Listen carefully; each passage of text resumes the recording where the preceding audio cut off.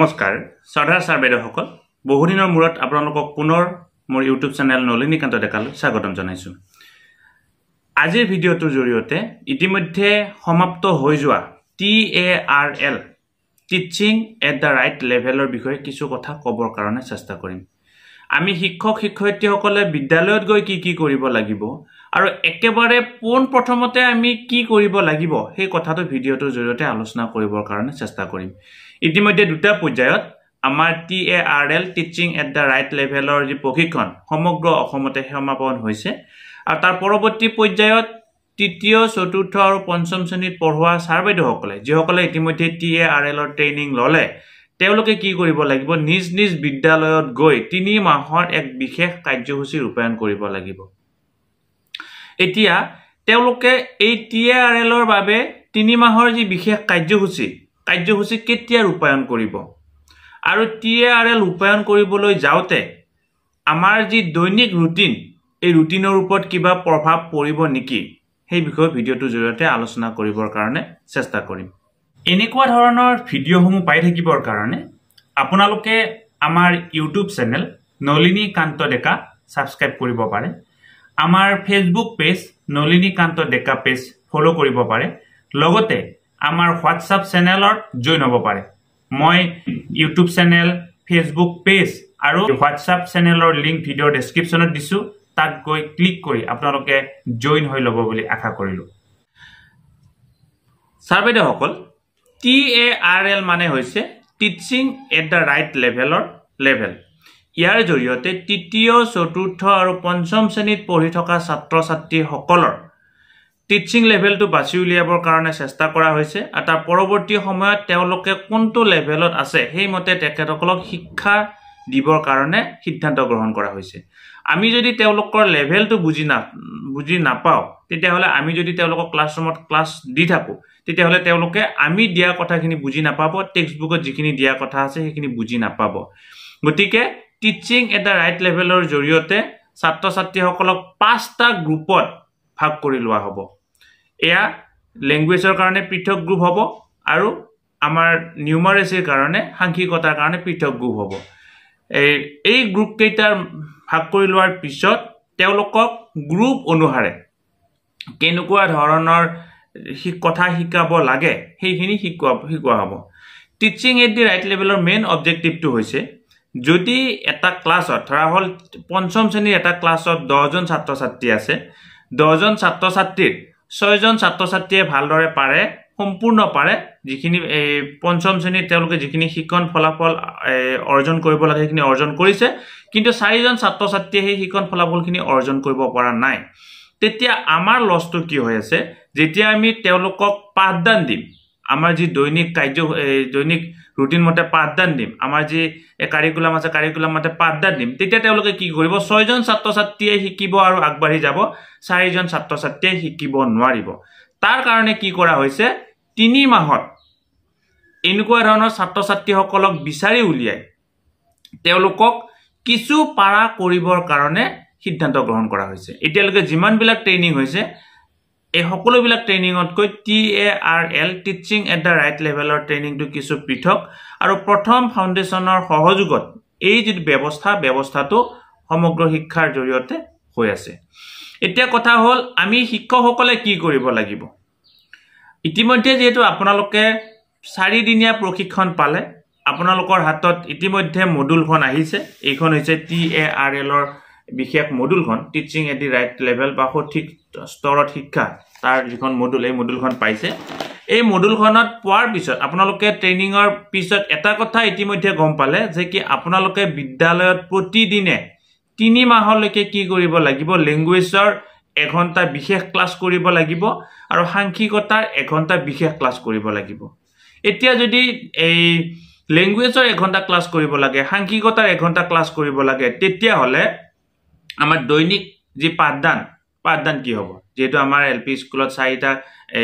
সৰ্বাধিক 5খন কিতাপ আছে, গতিকে সেইখিনি কেনেকৈ পঢ়াব লাগিব তাৰ কাৰণে ইতিমধ্যে সমগ্ৰ শিক্ষাৰ তৰফৰ পৰা এটা নিৰ্দেশনা দিয়া হৈছে যে ৰাতিপুৱা 9 বজাৰ পৰা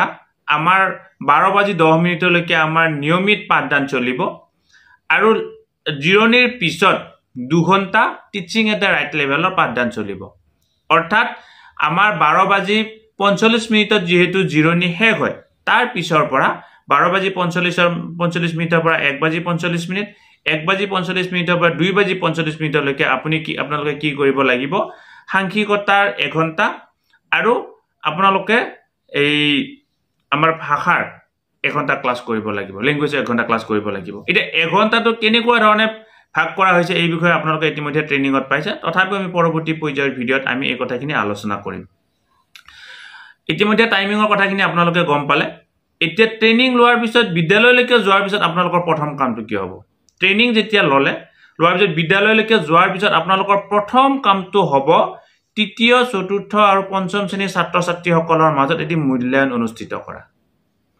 এই মূল্যায়নটো অনুষ্ঠিত কৰিবলৈ যাওঁতে প্ৰথম দুদিন আপোনালোকে এটি পৰিৱেশ সৃষ্টি কৰিব আৰু তৃতীয় দিন আপোনালোকে মূল্যায়নটো ল'বৰ কাৰণে চেষ্টা কৰিব তেওঁলোকক যে মূল্যায়ন লোৱা হ'ব তেওঁলোকক যে কিবা এটা পৰীক্ষা কৰা হ'ব সেই কথাটো কিন্তু তেওঁলোকক জনাব নোৱাৰিব সেই কথাটো জনালে তেওঁলোকে ভয় খাব পাৰে ভয় খাই তেওঁলোকৰ সঠিক যি এই জনা কথাখিনিও তেওঁলোকে আপোনালোকৰ আগত হয়তো ভয়ত ক'ব নোৱাৰিব পাৰে গতিকে তেওঁলোকৰ আগত এটি এক্টিভিটি কৰিম এটি খেলা খেলিম বা এটি বৰ সুন্দৰ কাম কৰিম এনেকুৱা ধৰণে মোটিভেট কৰি আপোনালোকে তেওঁলোকৰ প্ৰতি গৰাকী ছাত্ৰ ছাত্ৰীৰ ইন্ডিভিজুৱেলি পৃথকে আপোনালোকে মূল্যায়ন কৰিব লাগিব আপোনালোকৰ বিদ্যালয়ত যদি 10 জন ছাত্ৰ ছাত্ৰী আছে 10 জন ছাত্ৰ ছাত্ৰীৰ কাৰণে পৃথক মূল্যায়ন হ'ব আপোনালোকৰ বিদ্যালয়ত যদি 200 জন ছাত্ৰ ছাত্ৰী আছে 200 জন ছাত্ৰ ছাত্ৰীৰ কাৰণে পৃথক মূল্যায়ন হ'ব এতিয়া মূল্যায়ন কৰাৰ পিছত ল্যাঙ্গুৱেজৰো মূল্যায়ন কৰিলে আৰু সাংখ্যিকতাৰো মূল্যায়ন কৰিলে দুটা বিষয়ৰে মূল্যায়ন কৰাৰ পদ্ধতি বেলেগ মূল্যায়ন কৰাৰ আমাৰ যি টুল বুলি কোৱা হয় টুল বেলেগ আপোনালোকে এই টুলবিলাক ইতিমধ্যে পাব আৰু আপোনালোকৰ যিখন মডুল ইতিমধ্যে পাইছে মডুলতো এই টুলবিলাক আছে কিবা কাৰণত যদি বিদ্যালয়লৈকে টুল আহি নাপায় তাৰ সমলখিনি আহি নাপায় আপোনালোকে মডুলখনত যিখিনি তথ্য আছে এই তথ্যমতে আপোনালোকে তেওঁলোকৰ মূল্যায়নটো কৰিবৰ কাৰণে চেষ্টা কৰিব এই মূল্যায়ন এই যেটো আমাৰ এটা মূল্যায়নৰ এই কথাখিনি বৰ সুন্দৰকৈ ইয়াত উল্লেখ কৰি দিয়া আছে ল্যাঙ্গুৱেজৰ ক্ষেত্ৰত এনেকুৱা ধৰণে আছে ঠিক সেইদৰে সাংখ্যিকতাৰ ক্ষেত্ৰতো আছে ইয়াৰ পৰা আপোনালোকে কৰিবৰ কাৰণে চেষ্টা কৰিব মূল্যায়ন কৰাৰ পিছত আপোনালোকে 5টা গ্ৰুপ পালে 5টা গ্ৰুপত আপোনালোকে প্ৰথমতে ডাঙৰ গ্ৰুপত তেওঁলোকক এক্টিভিটি কৰাব লাগিব তেওঁলোকৰ সৰু গ্ৰুপত এক্টিভিটি কৰাব লাগিব আৰু তেওঁলোকক পৰৱৰ্তী পৰ্যায়ত ব্যক্তিগতভাৱে এক্টিভিটি কৰাব লাগিব আৰু কোনোবাটো ক্ষেত্ৰত আপোনালোকে প্ৰথমতে ব্যক্তিগতভাৱে এক্টিভিটি কৰাব লাগিব তাৰ পিছত গ্ৰুপত এই সৰু গ্ৰুপত আৰু তাৰ পিছত ডাঙৰ গ্ৰুপত এক্টিভিটি কৰাব লাগিব এতিয়া আপোনালোকে বিদ্যালয়ত গৈ এই মূল্যায়নটো কেনেকুৱা ধৰণে ল'ব এইটো ডাঙৰ কথা মূল্যায়নটো লোৱাত যদি ভুল হয় আপোনালোকৰ গোটেই 3 মাহৰ যেটো কষ্টখিনি অথলে যাব গতিকে মূল্যায়নটো দৰকাৰলে আপোনালোকৰ 4 দিন 5 দিন লাগক কিন্তু সঠিকভাৱে মূল্যায়ন কৰিব লাগিব আৰু আপোনালোকৰ যি 3 মাহ ধৰা হৈছে 3 মাহ মূল্যায়ন শেষ হোৱাৰ পিছত যেতিয়া আপোনালোকে এই পঢ়াবৰ কাৰণে ল'ব তাৰ পৰা হ'ব অৰ্থাৎ আপুনি মূল্যায়নটো কৰিবৰ কাৰণে 10 দিন ল'লে গতিকে 3 মাহটো 10 দিনৰ ভিতৰত আপোনালোকে ধৰি নলব 3 মাহটো তাৰ বাহিৰত ধৰি ল'ব তেতিয়াহে আপোনালোকে 3 মাহৰ যেটো কোৰ্স বুলি কৈছো কোৰ্সটো সম্পূৰ্ণৰূপে ভালদৰে শেষ কৰিব পাৰিব প্ৰতিগৰাকী ছাত্ৰ ছাত্ৰীৰ মূল্যায়ন কৰিব লাগিব মূল্যায়ন কৰোতে আপোনালোকৰ যেটো মূল্যায়নৰ নমুনা অৰ্থাৎ আপোনালোকৰ 4টা নমুনা ইতিমধ্যে আপোনালোকৰ বিদ্যালয়সমূহে পাব নাপালেও আপোনালোকে এই পাঠ্যপুথি যিখন মডুল আছে মডুলৰ জৰিয়তে সেইখিনি আপোনালোকে ঠিক কৰি ল'ব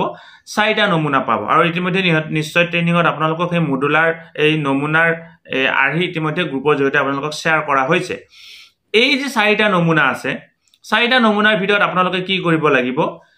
ৰোল নম্বৰ 1ক যদি নমুনা 1 দিয়ে ৰোল নম্বৰ 2ক নমুনা 2 দিব লাগিব ৰোল নম্বৰ 3ক নমুনা 3 দিব লাগিব আৰু ৰোল নম্বৰ 4ক নমুনা 4 দিব লাগিব আকৌ ৰোল নম্বৰ 5ক কি কৰিব লাগিব নমুনা 1 দিব লাগিব অৰ্থাৎ এটা নমুনা একেলগে নহয় 4টা নমুনা 4 জনক দিলে 5 নম্বৰ জনক আকৌ দিলে গতিকে 5 6 7 8 তেনেকুৱা ধৰণে গৈ থাকিব অৰ্থাৎ এই প্ৰতিগৰাকী ছাত্ৰ ছাত্ৰীক এটা নমুনাৰ জৰিয়তে আপোনালোকে মূল্যায়ন কৰিব নোৱাৰিব বা মূল্যায়ন নকৰিব এটো এক নম্বৰ কথা আপোনালোকৰ ভাষাৰ ক্ষেত্ৰত ল্যাঙ্গুৱেজৰ ক্ষেত্ৰত যদি ধৰা হল মোৰ নাম নলিনীকান্ত ডেকাক যদি ভাষাৰ ক্ষেত্ৰত নমুনা 1 ব্যৱহাৰ কৰিছে তেতিয়া হলে এটা কথা মন কৰিব নলিনীকান্ত ডেকাক সাংখ্যিকতাৰ যেতিয়া মূল্যায়ন কৰিব তেওঁকো সাংখ্যিকতাৰ নমুনা একটোৱে ব্যৱহাৰ কৰিব কাৰণ ভাষাৰ নমুনা একৰ যেটো লেভেল সাংখ্যিকতাৰ নমুনা একৰ লেভেল সেম ভাষাৰ নমুনা 2 যেটো লেভেল সাংখ্যিকতাৰ নমুনা 2 লেভেল সেম ভাষাৰ নমুনা 3 যেটো লেভেল সাংখ্যিকতাৰ নমুনা 3 লেভেল সেম ঠিক এদৰে ভাষাৰ নমুনা 4 যেটো লেভেল আৰু সাংখ্যিকতাৰ নমুনা 4 লেভেল সেম হয় গতিকে এই কথাখিনি মন কৰিলে এই কথাখিনি যেতিয়া আপোনালোকে কৰিব মূল্যায়ন যেতিয়া কৰিব তেতিয়া আপোনালোকৰ এই তথ্যখিনি সংৰক্ষণ কৰি ৰাখিব লাগিব মানে নলিনীকান্ত ডেকাক ভাষাৰ ক্ষেত্ৰত যেতিয়া মূল্যায়ন কৰা হল তেও তেতিয়া কোনটো ষ্টেজত পৰিল নিউমাৰেচিৰ ক্ষেত্ৰত যেতিয়া মূল্যায়ন কৰা হল নিউমাৰেচিৰ ক্ষেত্ৰত কোনটো ষ্টেজত পৰিল ভাষাৰ ক্ষেত্ৰতো 5টা ষ্টেজ আছে নিউমাৰেচিৰ ক্ষেত্ৰতো 5টা ষ্টেজ আছে ভাষাৰ ক্ষেত্ৰত যেটো প্ৰথম ষ্টেজটো হৈছে প্ৰাৰম্ভিক 2 নম্বৰ ষ্টেজটো হৈছে বৰ্ণ 3 নম্বৰ ষ্টেজটো হৈছে শব্দ 4 নম্বৰ ষ্টেজটো হৈছে দফা আৰু 5 নম্বৰ ষ্টেজটো হৈছে কাহিনী বা গল্প ঠিক হেইদৰে সাংখ্যিকতাৰ ক্ষেত্ৰতো 5টা ষ্টেজ আছে প্ৰথম ষ্টেজটো হৈছে প্ৰাৰম্ভিক 2 নম্বৰ ষ্টেজটো হৈছে সংখ্যাৰ চিনাক্তকৰণ 1 ৰ পৰা 9 3 নম্বৰ ষ্টেজটো হৈছে সংখ্যাৰ চিনাক্তকৰণ 10 ৰ পৰা 99 4 নম্বৰ ষ্টেজটো হৈছে এই বিয়োগ 5 নম্বৰ ষ্টেজটো হৈছে হৰণ মূল্যায়ন কৰোতে আপোনালোকে এই কোনটো ষ্টেজত পৰে সেই কথাখিনি আপোনালোকে কি কৰিব লাগিব সংৰক্ষণ কৰিব লাগিব যেতিয়া আপোনালোকে সংৰক্ষণ কৰাৰ কথাখিনি আহিব এতিয়া সেই তথ্যখিনি কোট সংৰক্ষণ কৰিব তাক লৈ এটা আমাৰ প্ৰশ্ন আহিব তথ্যখিনি সংৰক্ষণ কৰাৰ সময়ত আপোনালোকৰ মনত তিনিটা প্ৰশ্ন আহিব আৰু তিনিটা শব্দ আপোনালোকে মনত ৰাখিব লাগিব প্ৰথম শব্দটো হৈছে বেসিক ইনফৰমেশন 2 নম্বৰ শব্দটো হৈছে টেস্টিং ইনফৰমেশন 3 নম্বৰ শব্দটো হৈছে ডাটা ৰেকৰ্ড শীট এই তিনিটা শব্দ আপোনালোকৰ মনত থাকিব লাগিব আৰু এই তিনিটা শব্দৰ ভিত্তিত আপোনালোকে তথ্যবিলাক সংৰক্ষণ কৰিব লাগিব প্ৰথমটো হৈছে বেসিক ইনফৰমেশন 2 নম্বৰটো হৈছে টেস্টিং ইনফৰমেশন 3 নম্বৰটো হৈছে ডাটা ৰেকৰ্ড শীট এই তিনিটা তথ্যমতে তিনিটা শব্দমতে আপোনালোকে প্ৰতিগৰাকী ছাত্ৰ ছাত্ৰীৰ তথ্য সংৰক্ষণ কৰিব লাগিব ইয়াত বিদ্যালয়ৰ তথ্য আছে তৃতীয় চতুৰ্থ পঞ্চম শ্ৰেণীৰ একেলগে কিছু তথ্য আছে কোনবাজন ছাত্ৰ ছাত্ৰীৰ ইন্ডিভিজুৱেল তথ্য আছে গতিকে এই তথ্যখিনি আপোনালোকে এই জানিব লাগিব এতিয়া এই তথ্যবিলাক যে ৰাখিব তাৰ কাৰণে আপোনালোকে ইয়াৰ এই ৰাখিবৰ কাৰণে যিখন ফৰমেটখন ক'ত পাব আমাৰ যিখন মডুলত এই কথাটো দিয়া হৈছে আৰু ফৰমেটখন দি দিয়া হৈছে পৰৱৰ্তী পৰ্যায়ত ইয়াক লৈ আমি বিতংকৈ আলোচনা কৰিম এইখন হৈছে আমাৰ তথ্য ৰাখিবৰ কাৰণে দিয়া ফৰমেট ইয়াত তিনিটা ষ্টেজ আছে প্ৰথম ষ্টেজটো হৈছে বেসিক ইনফৰমেশন 2 নম্বৰ ষ্টেজটো হৈছে টেস্টিং ইনফৰমেশন 3 নম্বৰ শীটটো হৈছে আমাৰ ডাটা ৰেকৰ্ড শীট 1 2 3 এই যে মই ইতিমধ্যে ক'লো তিনিটা শব্দ এই তিনিটা শব্দ ইয়াত ব্যৱহাৰ কৰা হৈছে আপোনালোকে এনেকুৱা ধৰণে তথ্যখিনি সংৰক্ষণ কৰিব লাগিব তথ্যখিনি সংৰক্ষণ কৰাৰ পিছত আপোনালোকে তেওঁলোকক এই পাঠদান কৰিব লাগিব অৰ্থাৎ ছাত্ৰ ছাত্ৰীসকলক পাৰা কৰিবৰ কাৰণে চেষ্টা কৰিব লাগিব যদি কোনোবা এজন ছাত্ৰ ছাত্ৰী প্ৰাৰম্ভিকত আছে প্ৰাৰম্ভিক মানে তেওঁ একোৱে নাজানে তেওঁ বৰ্ণ শব্দ দফা বা কাহিনীলৈকে কেনেকৈ উন্নতি কৰিব পাৰি সেইটো চাব লাগিব এতিয়া যেতিয়া আপোনালোকে এই তথ্যসমূহ সংৰক্ষণ মানে কালেক্ট কৰি থাকিব তেতিয়া আপোনালোকৰ মনত আৰু তিনিটা শব্দ থাকিব লাগিব সেই তিনিটা হৈছে বেসলাইন মিডলাইন আৰু ইনলাইন এই তিনিটা শব্দ আপোনালোকৰ মনত থাকিব লাগিব ইয়াৰ অৰ্থটো কি হয় বেসলাইন ইনলাইন আৰু মিডলাইন ইয়াৰ অৰ্থটো কি হয় বেসলাইন মানে প্ৰথম যেতিয়া আপুনি মূল্যায়ন কৰিব সেইটো হৈছে বেসলাইন 3 মাহ যেহেতু আপুনি TARL ৰ ক্লাছ কৰিব লাগিব 1.5 মাহৰ মূৰত যেতিয়া আপুনি মূল্যায়ন কৰিব সেইটো হ'ব মিডলাইন 3 মাহ সম্পূৰ্ণ হোৱাৰ পিছত যেতিয়া আপুনি মূল্যায়ন কৰিব সেইটো হ'ব ইনলাইন গতিকে এই তিনিটা শব্দ আপোনালোকৰ মনত থাকিব লাগিব শ্ৰদ্ধা ছাৰ-বাইদেউসকল ইতিমধ্যে নিশ্চয় আপোনালোকে আজি বিদ্যালয়ত যাব আজি বিদ্যালয়ত গৈ ইয়াৰ কামখিনি আৰম্ভ কৰিবৰ কাৰণে চেষ্টা কৰিব বা আৰম্ভ কৰিব নোৱাৰিলেও সেইখিনি অলপ বুজি উঠিবৰ কাৰণে চেষ্টা কৰিব গতিকে এইটো এই প্ৰাৰম্ভিক ভিডিঅ আমি TARL ৰ লগত জড়িত সকলো ভিডিঅ সকলো পইণ্টৰ ভিডিঅ আমাৰ চেনেলৰ জৰিয়তে দিবৰ কাৰণে চেষ্টা কৰিম আপুনি যদি পোনপ্ৰথমবাৰৰ বাবে আজি নলিনীকান্ত ডেকা নামৰ ইউটিউব চেনেলটো চাইছে অনুগ্ৰহ কৰি চেনেলটো ছাবস্ক্ৰাইব কৰিব লগৰ শিক্ষক বন্ধু বান্ধৱী সকলকো চেনেলটো ছাবস্ক্ৰাইব কৰিবৰ কাৰণে অনুপ্ৰাণিত কৰিব কাৰণ আমি এই চেনেলটোৰ জৰিয়তে শিক্ষক ছাত্ৰ ছাত্ৰী অভিভাৱক আৰু বিদ্যালয়ৰ কাৰণে জৰুৰী কিছু খবৰ আপোনালোকৰ মাজলৈকে লৈ আহিবৰ কাৰণে চেষ্টা কৰোঁ ইমান মনোযোগেৰে ইমান শেষলৈ ভিডিঅটো চোৱাৰ বাবে ধন্যবাদ আশা কৰোঁ পৰৱৰ্তী ভিডিঅটো আপুনি মনোযোগেৰে চাব শ্ৰদ্ধা ছাৰ-বাইদেউসকল নলিনীকান্ত ডেকা নামৰ ইউটিউব চেনেলটো হৈছে এটি শিক্ষামূলক ইউটিউব চেনেল এই চেনেলটোৰ জৰিয়তে আমি শিক্ষক ছাত্ৰ ছাত্ৰী অভিভাৱক আৰু বিদ্যালয়ৰ কাৰণে উপযোগী কিছু ভিডিঅ' প্ৰস্তুত কৰিবৰ কাৰণে চেষ্টা কৰোঁ আপুনি যদি পোনপ্ৰথমবাৰৰ কাৰণে এই চেনেলটো চাইছে অনুগ্ৰহ কৰি চেনেলটো ছাবস্ক্ৰাইব কৰিব আৰু অল নটিফিকেশ্যন প্ৰেছ কৰি থ'ব